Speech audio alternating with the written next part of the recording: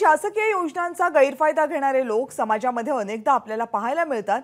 पण सरकारी अधिकारी जे सरकारी अनुदान लाटत असतील तर असं खरंच घडलंय आणि ते धुळे जिल्ह्यात घडलंय। वर्षा पवार या MSRDC मध्ये कार्यकारी अभियंता आहेत। साक्रीचे माजी आमदार DS अहिरे यांच्या त्या कन्या आहेत। त्यांनी चक्क शेतामध्ये विहीर बांधण्यासाठी सरकारकडून 3 लाख रुपयांचं अनुदान घेतलं।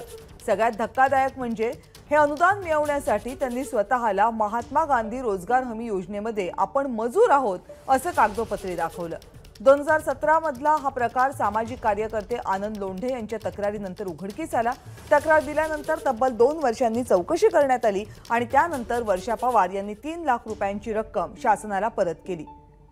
मात्र या संपूर्ण घटनेनंतर वर्षा पवार यांच्यावर काय कारवाई होते याकडे लक्ष आहे।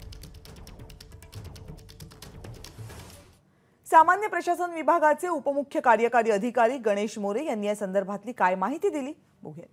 यामध्ये अकुशल कामावरती जवळपास 1,46,000 आणि कुशल कामावरती 1,37,000 इतका खर्च करण्यात आलेला होता। सदर कामावरती झालेल्या तक्रारीच्या अनुषंगाने पंचायत समिती साक्री येथील विस्तार अधिकारी यांनी एक चौकशी केलेली आहे आणि या प्रकरणी आत्ताच झालेल्या नागपूर येथील हिवाळी अधिवेशनामध्ये लक्षवेधी सूचना उपस्थित करण्यात आलेली होती।